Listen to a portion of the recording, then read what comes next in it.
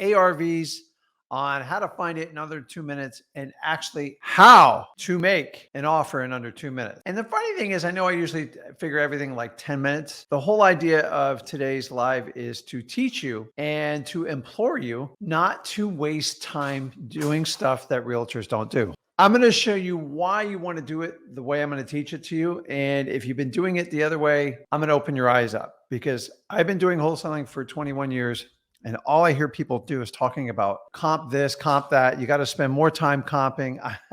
I'm here to tell you guys, it's not the route you want to go, because comping is all about realtors, and that's what they do. They go for the yes on it. And I'm going to teach you why that doesn't work for a realtor. And this will be quite easy. How do you do an ARV in under 2 minutes and make that comp? Number one, you got to understand, what's the difference in comping? Like, what does he mean by the difference in comping? Well, there's realtors that do comps, and you got to understand why they do the comps. And then there's wholesalers that do comps. And then there's real estate investors, particularly fix and flips, that do comps.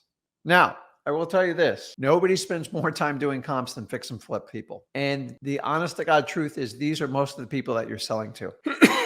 But the reality is, for today's presentation, we're going to make this simple. I'm going to show you the difference how a realtor comps and how a wholesaler comps. And if you can grasp this concept, I mean, you can really, really grasp it. This should change how you look at comping, because you're thinking like, Rick, how the hell you want me to do this in 2 minutes? I can barely pull it up on my computer in 2 minutes. That's the entire point of it. I want you to explain this to you. So first off, realtors search for hours for the perfect comps to justify their listing agreements for a yes.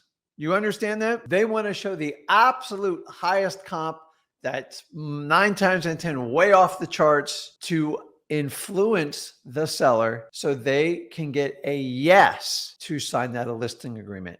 To be brutally honest with you, it has very little for what the property is ever going to sell for. I know I got realtors watching this. You probably deep down know this is the truth. It is the truth. I know you're never going to admit it. That's fine. I'm okay with it. This is the truth. Realtors go for a yes because they inflate the number as high as they possibly can, so the seller commits to them. 9 times out of 10, they have what we call a coming to Jesus meeting after 30 days of listing to tell them what the price is, what the house is really going to sell for. Okay. Remember, the higher the price they can convince their seller, the more excited the seller gets. And the seller says, well, heck, for that price, you'll not only cover your realtor fee, you're going to make me an extra like $50,000. You guys know listing agreements are just what they say they are. They are a listing.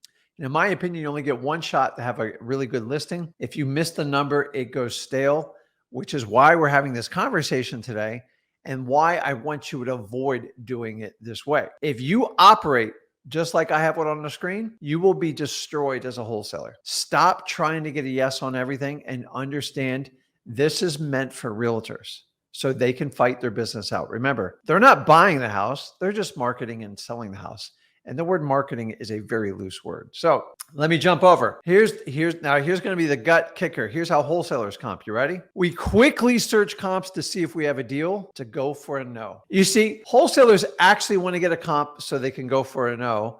And a realtor wants to get a comp, go knee deep into it so they can get a yes on their listing agreement. So we're on opposite ends of the spectrum. So the reality is the realtor has to spend a ton of time on the comps. And this is where most of you get it wrong. You spend so much time on comps that you're doing yourself a disservice. You got to ask yourself this question right here. Which one do you want to be? And if you can't answer this question I'm presenting right in front of you right now, you're going to struggle with this. You're going to struggle this for the rest of your career. You're going to wind up quitting. So, guys, comps, honestly, and comps just short for comparable. Somebody's for the first time figuring this. Realtors need a yes. So if your property normally sells for $350,000, the realtor goes, you know what? I think I can get you $399,900. And so many sellers go, oh my God, you get me $399,900. They actually artificially think that's what it's going to sell for. Now, most of the time it doesn't sell. There are some exceptions to the market, but the reality is it doesn't. And then at the end, that's when they get pissed off with realtors. That's where wholesalers are absolutely perfect. So we are going to do the exact opposite of what a realtor does. Okay. You guys, I've met realtors. Trust me, I own a real estate company. I watch realtors spend 4 and 5 hours doing comps. Why? Okay. If you're doing that as a wholesaler right now, Stop. It doesn't work. It is going to turn you into a realtor and you're not going to make any money. Once I got this pivotal moment, my wholesaling changed completely. See, I'm not a comp guy. I'm one of the worst compers you'll ever meet. And I want to keep it that way. Because if the better you come at comping, the less efficient you are as a wholesaler, because your skill set is not about comping. That's a realtor skill set. They want to try to get the perfect comp every time. They take so much pride in the comp. And the reality is, are you really going to get a good comp? Because you're somewhat guessing to a point off previous history. And if the market's changing and moving, it's never going to be perfectly accurate. So there's a lot of wholesalers out there bragging about how great of a comper they are. I can assure you, a good wholesaler is not, we're average at comping, and that's all you ever want to be. Because if you think you're going to finish off your wholesaling business and put it over the edge by becoming a better comper, you're on the wrong side of the equation. Comping is about when you go to dispo the property. And obviously we have to get it for a discount. It has to be so obvious and so apparent that you just knock it out of the park. And the reality is most wholesalers that spend so much time comping over and over, because you guys go, Rick, can you help me comp something? I know if I'm helping you comp something, you're not getting it cheap enough. The comp isn't going to save you. And most wholesalers that are struggling to get good deals, when they get a deal, they try to comp their way to a profitable way to get it done. And it's the easiest way for you to get killed. The comp will never make you more money. The only true comp is what a cash buyer will pay for the property. And other than that, you're guessing. Appraisals is a permission slip for the bank. End of story. I've seen a million appraisals. It doesn't matter what it is. So you got to understand that going into it. So let's just do, here's my only rule I have basically two simple rules for comp. Number one, make sure it's in the same geographic area. Okay. Hopefully within a mile, a half mile, quarter mile, if you can dial it in, but you know how it works. The second rule, just remove the highs and the lows. I can't go in on another wholesaler that bought a property for 50 grand, expect everyone to sell me the house at 50 grand, nor can I use the comp that's 399.9 and expect everyone to do that. In some cases, you can't remove the high and lows, but for the average, try to stay away from it. You want the most conservative comp. And I'm not talking about the $50,000 comp because you know that's probably not going to stick and it's just going to piss people off. So you got to be somewhere in the middle. And that's all you ever want to be on a comp. You don't want to, if you're on the extreme right side of the comp, on the higher side, you're trying to justify why you overpaid for the comp. And by the way, I can see wholesalers coming at me and Zach a mile away when they go, hey, Rick, can you help me comp something? If I have to help you comp it, I guarantee you've overpaid for it. I'm guaranteeing you. Guys, I'm talking from personal experience. If you're not getting the message, jump on the live. I will smack it into you, okay? Here's the secret. It's data, not a search mission. You are not going to find your offer price inside the comps. If you don't see it in the first 2 minutes, especially 10 minutes, it ain't coming. I think some of you guys are secretly searching the comps to see if one just pops up and will help you out. It's not coming. I used to try that. Put in the comments if you've done that. If you haven't figured this out, any YouTube influencer guru that all they do is focus about comps, how good they are on it, they're nothing more than a glorified realtor. And I'm willing to bet you 90% of them have their real estate license. I know that's going to sting. I know there's plenty of gurus watching it, but let me know if you have a real estate license if you talk about comping, because that's what you guys do. Comping to me, it is second nature. It is after the fact. Now, let's get in the nitty gritty on how this works. Here's the only reason that a wholesaler wants to know the comp. You ready? Comps help wholesalers determine motivation, not a listing price. So since you're not doing a listing price, why are you spending all this time comping something? A comp should only help you determine a seller's motivation. That's it. Okay. And guys, if I haven't taught you anything, a highly motivated seller will have a substantially lower number than the average comp. If they're close, it usually means you're not getting a good deal and maybe they're not motivated, or maybe it's a combination of both. That's it. Move on. I've seen people spend weeks, months, if not years, obsessing over comps to try to get a deal done. You're on the wrong side of the equation. You have to go back to the marketing side. Wholesalers focus on marketing, on locating motivated sellers. Realtors focus on dispositions. That's it. And the only marketing aspect a realtor does is to try to get the listing. And what better way to get a listing than create such a high comp that my listing will not only pay for my realtor's fee, but it's going to put an extra 50 grand in your pocket. It is the easiest conversation in the world to have. Now, us wholesalers don't have that luxury, because when we buy, that's it. If we buy it for 200,000, That's it. They're making 30 grand. They're making 30 grand. But realtors have like this fake thing going on. Like, because a listing price doesn't mean squat. It's like an appraisal. It's like a BPO. It doesn't matter. So what I'm telling you is stop acting like a realtor and stop spending time all your comping. I, as a wholesaler, I'm just going to use my comp to determine if I have motivation. And if the two numbers are too close together, there's probably little to no motivation and I'm overpaying for the property. And I need to go back to marketing and I need to find people that need to sell their house because I just screwed around dealing with somebody who wants to sell my house and I wasted 5 hours of my personal time doing it. That's it. If you figure that out, I promise you, you're going to come to that realization and your life will change. It's because so many wholesalers are trying to operate in the realtors world. If you want to be a realtor, just admit it. Come clean. I got no problem with it, but you got to go over there. Stop trying to be in both worlds. And people who spend a ton of time talking about comping, 9 times out of 10, they got their realtor's license because that's what they do. They train you how to comp. I hate that stuff. Okay. So here's the next truth. This one's going to hurt. And this took me a long time to grasp this concept. So we always talk about MAO. That's for maximal allowable offer. And you notice I rarely, if ever, use this word, and I only use it as a teachable moment because it creates huge crutches for everybody, okay? MAO is a crutch for most wholesaler. You're like that guy or gal walking around limping on one leg with one crutch on your arm because you dislocated your knee or something. But here's the problem. A lot of you are stuck with this crutch, and it's got MAO written down the side of your leg because you try to stay so close to it.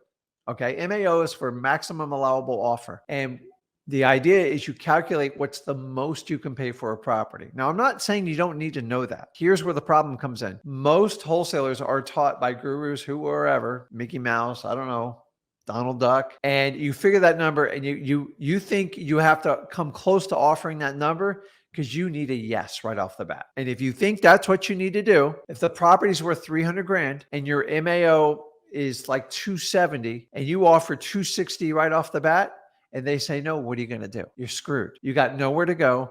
You're at the end of the rope. Pack it up, Sally. Call it a day. It's over. And I'm telling you, stop it.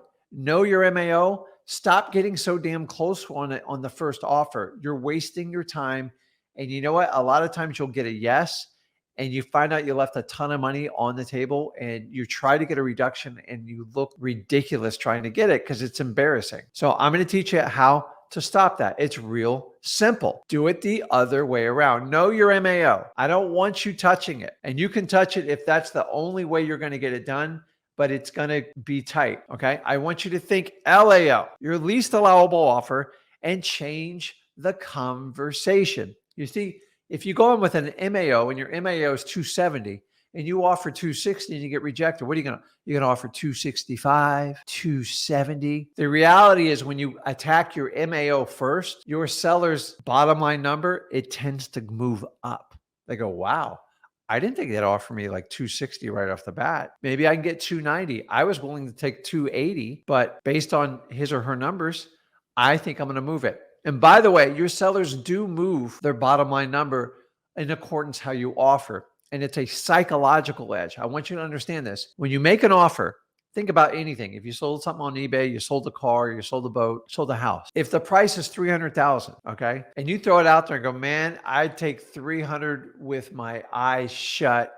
I'm expecting the first offer to come in about 250, 260. And say I come in and I go, listen, I'll give you 289 for it. You're going to be like, I don't know. Because you were thinking 300 ago, man, I can get 315 out of this guy. He's such an idiot. He's like overpaying it. I know how everybody negotiates on real estate. So if you know that going into it, you have to change the conversation. How do you change the conversation? Lower your initial offer.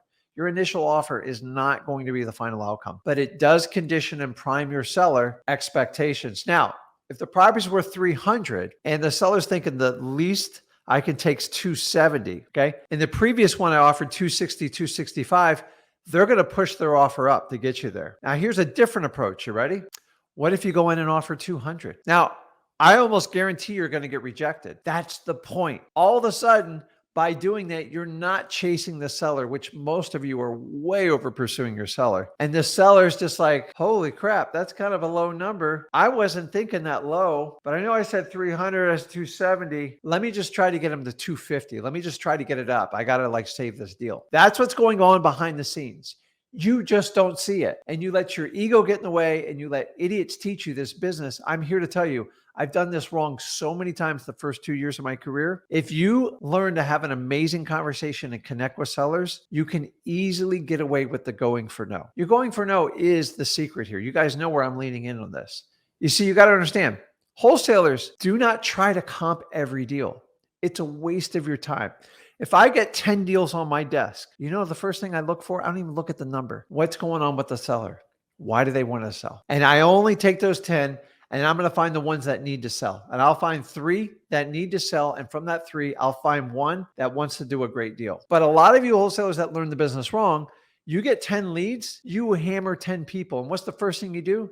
You spend hours comping deals that you have zero shot, because these are people that want to sell their house. They don't need to sell their house. And honestly, if you don't distinguish between want and need, don't ever comp a property unless they need to sell the property. That's rule number 1 here. If you do that, so listen, if I got 30 leads and say 30 leads, say you spent an hour comping every lead, that's 30 hours. You're going to give up almost an entire week of your life comping. The reality is you're only going to be able to comp about 3 of those deals, and only 1's even going to consider doing a deal with you. Okay, stop thinking like a realtor. It's going to get you nowhere. Do not comp every deal that comes across your desk. Period. End of story. And guys, I'm not even going to tell you how to comp. ListREI.com, Zillow, Trulia, Realtor.com. Just take a quick glance at it, look at it, see what the seller wants to sell it for, and you got an idea. So if the property is worth $300 and the seller wants to sell it for $480, I'm not even going to make an offer on the property unless I know something really weird's happening on the property, something extremely motivating. That's somebody who wants to sell it. Go waste 10 realtors' time, and each realtor is going to spend 2 hours with them. I'm not going to do that because I'm not going to get paid for it. And guys, no matter what I do in this business, I can't make people sell a house. Okay. I am not looking to buy every house. You got to understand, as a wholesaler, we're only looking for a small percentage of the population that needs to sell their house. There is plenty of people that need to sell their house because they didn't take care of it. They have financial situations. We are not predatory, but we are here to solve a problem. Pawn shops all over the country, they operate just like this. We are the exact same thing in real estate. That's just the bottom line. Okay. So knowing that, you comp upon signs of a motivated seller. Now, once I know someone's motivated, I'm going to go into my quick. So my initial comp is 2 minutes or less. I look at it. I got an idea. Anybody can do it. You can do it on your phone. You can do it on your computer. It's never been easier. You guys got to understand, when I first started wholesaling 21 years ago, I had to go see a realtor to even figure out a comp. And it was beyond painful when I did it. It was average 30 to 45 minutes every time I did it. And a lot of times I had to pay the realtor just to convince them to get off their butt to do it. Now, I don't even bother comping unless I know there's a sign of a motivation. It's just a waste of my time. If you guys just follow this rule, I'll put 20 hours back into your work week. So once we do that, we just go for the no. And here's where a lot of you think, how do I go for the no? It's so simple. I can't even believe I have to shoot a video on this. The whole idea of the go for no is so you don't chase your seller and your seller knows you're not going to overreach. And it actually pulls out the seller's motivation naturally. Instead of some fake BS sales pitch, it allows you to be your authentic self. Here's the key. If you're not going to take the time to build rapport, have an amazing conversation, this technique will not work. And that's why most wholesalers and gurus can't grasp the concept of how me and Zach teach this. If you just go in, hey, Mr. Seller, I know I saw your properties, they sell on 300. Will you take 100? If you do that in the first 5 seconds you meet them, just slam the door in your face, kick yourself in the butt, because it's just going to happen over and over. I never said do it that way. But if you take time to get to know people, understand them, find signs of motivation, and then do this when it comes to the negotiation part, you will actually make incredible progress. Going for no means the first response you want from your seller when it comes to a negotiation on price is no. Rick, why do I want to know? Because a no is where the meat of a negotiation starts. Can you imagine if everybody you went and made an offer said yes? I really wish it was that easy. It's not the truth of the business. And by you offering your MAO, trying to get the closest price and get that yes, because you've been taught your entire life by your parents, your brother, your sister, your school teacher, high school, college, if you went to college, and then you go out, all your friends are about yes people. You actually have to do the opposite to get what you want in life. You see, It's completely a setup. If you go for no, you have now learned how to play poker and being true and authentic about it. I'm not telling you to wear sunglasses or do anything like that. By doing this, when you get a no, you get a counter. Rick, I could never take that price. I expect it. So I'm not scared or shocked by it. But now, so which way would you rather do it? Say, hey, Mr. Seller, what's the lowest, cheapest price you can sell me your property? Or how about this? Mr. Seller, I've had an amazing conversation with you and I appreciate all your time. Listen, I looked at some comps in the area. I seen the working these on the house. Would you consider offer around 150,000? Just shut up and let them respond. 9 times out of 10, you're gonna feel like you got hit with a train. If you're still sitting in front of them, you're not kicked out. You did your job. I could never take an offer that low. I talked over with me and my wife. The least we can take is 195,000. In your MAO, you were going to offer 240.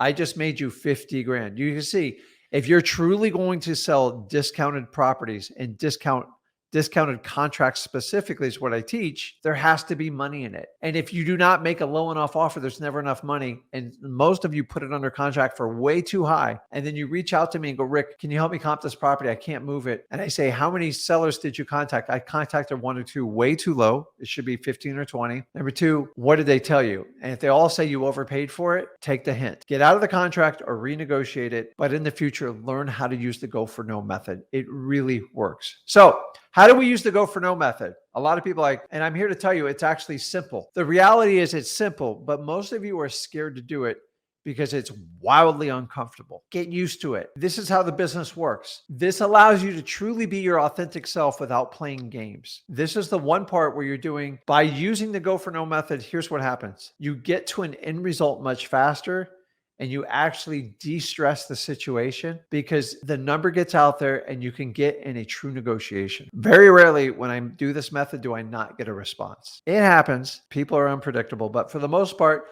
you will get a reaction and you will get a counter. What are you going to do? Ask people like, what's the cheapest you'll sell me the property? And even if you do, are you truly going to get the cheapest price? Rarely. Okay.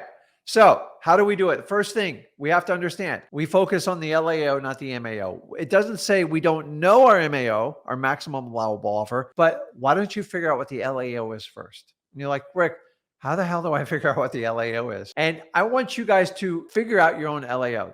So I don't have like this 70% formula for you. It's crazy. So you know how you all want to do a formula for your MAO? You take the ARV, which is the after repair value, minus off the repairs and you multiply it by 72.6943%. Okay. Listen, if you got a deal, you have a motivated seller, you put it under contract for a good price and you got someone's going to pay you more. That's what wholesaling is.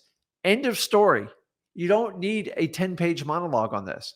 So the LAO is used so you can induce a counter and make sure you're getting the property at the lowest possible price your seller's willing to do. You're never going to make them sell you something.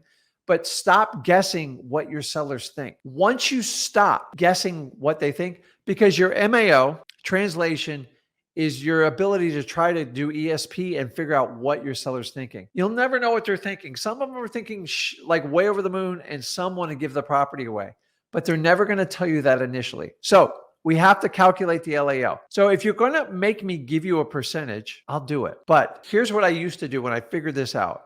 Okay, I had no name for it. I just like, Rick, whatever offer you're going to make, minus 50 grand off. Use that as one of your handicaps. So if you were going to offer 200, offer 150. And then you're going to go, well, wait a minute. Don't I have to minus off repairs and da, da, da, da, da, da. Stop. You're overthinking this. Okay. You're way overthinking this. Here's what you can do. You ready? Your LAO, simply your least allowable offer. Take whatever the ARV is. And the ARV, listen, if you see major repairs, just minus off that number in your head. But I don't like to do multiple factors. Take your ARV and multiply it by 50 or 60%. That's it. Or do the handicap method and take 30 or 50 grand off whatever offer you're going to do. For God's sakes, whatever you do, stop being a realtor. Realtors spend forever doing comps. Wholesalers just do comps when they have to. And the reality is why I came up with so I have the 2-minute because you have to quickly assess. I get so many deals on my desk every day. 2 minutes would be forever if I did that.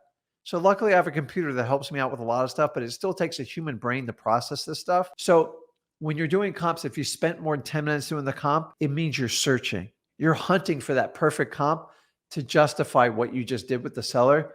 and you deep down know it's wrong. You know you chased the seller, you overpaid for it, and now you think a cash buyer is going to bail you out if you find a comp to justify it. The reality is if you find that retail comp, you're going to need a realtor to bail you out of it because it's going to take forever to sell it. That has nothing to do with wholesaling, and that's why I am so adamant about separating how a wholesaler comps a property. And once you understand that distinguishing line, it's easy. In the last 5 years, for some reason, wholesaling has blended into like realtor world, and it's done a major disservice to a lot of your wholesalers. Honestly, it's the number one reason why probably 60 to 70% of the wholesalers have left this business. Why? Because when a rocket ship's going to the moon and everyone's making money, everybody looks like a hero. And the minute you have a hiccup and the market changes, the people that were riding the wave, they always leave first. They'll come back, don't worry, because they're going to try all their other stuff. They're going to try trading online. They're going to try some sort of Amazon store, and they're going to go around try to rip people off everywhere. And the reality is, a true wholesaler that wants to really learn the art of this business, they figure it out. This business always changes. It's been changing since the day I started it. But there are some core fundamentals that never change. This, ladies and gentlemen, never changes. And anyone who tells you to become a comping specialist, ask them if they have a realtor's license. Just ask them, and it will direct you towards where you're being steered towards, because that's what realtors do. So I want you to do what a wholesaler does. What does a wholesaler do? Here's my crafty word for you. Ready? Here's what wholesalers do. We don't spend time comping everything. Honestly, if you ask me to comp something, I've got a lot more questions for you. Okay. Comping is just data. That's all it is. If you need me to help me pull data, we need to have a bigger conversation. So what is it a wholesaler does? We are marketing ninja conversational artists, period. I know it's horrible English. I don't give a crap. My English teacher would destroy me on this. My wife would probably destroy me on this. What I put in this right here, it's the absolute truth. We're marketing ninjas and we're conversational artists. If you can master these two things in wholesaling, you will be fantastic in this business. Comping, do you see comping below here? No, because comping is data. You can't control data. Data is just factual information that is delivered to you. What you can control, how hard you market. Learn how to market. Learn how to connect with motivated sellers. And number two, learn how to become a conversational artist. The art of talking to people and getting them to agree with you is a skill set everybody has built into them. Listen, look no further. If you have children, or remember when you were growing up, I was at a Home Depot the other day, and they have these cute little shiny things at the checkout. I think there were lollipops and some other stuff. And there were two little kids, cute as could be. They're like, "Mommy, please, please, please. Can I have it? Please. Pretty, please. Pretty, please." Was always my favorite when I was a kid. Mom goes, "No, we don't really need that. We're just here to get stuff for dad. And we got to listen." And then they go like this. And then they go last ditch effort. I will do anything. I mean, anything. You tell me do anything. I'll go clean my room. I'll be quiet. I'll do my homework when I get home. And mom's like, eh. And mom's thinking like, oh my God, like we might have a trade here. And the kid's like, I will do whatever you want. I'll even wash the dog when I get home. Mom gave in and did it. What were these kids? These kids were conversational artists. Now, the begging is a little bit, like kids are cute and they get away with it. I'm just saying, if you thought more like a kid when you dealt with your motivated sellers, you would understand how the process works. Okay. The main difference here is, guys, is realtors go for a yes. They want that initial yes on the listing agreement. Wholesalers actually need to go for the no. And if you understand the difference, the comping is never going to put you over the top. The comping is just a piece of data and it constantly moves either way. Okay. So you just kind of get in the middle and go, okay, it's worth 200. She wants 150. I think I can make this work, period. But if it's worth 200, you go in and offer 180 and she says yes, or says 190, you never know if the 150 was going to work because you never gave it a shot because you didn't use the go for no. But trust me, if you want or not, I got 21 years behind me and I love this business. So this is my opinion, but I'm telling you guys, I have a lot of data to back this up, and it makes a difference in my business right now. I use this as we speak right now today. And if you'll use the strategy, I believe I can help you become an amazing wholesaler.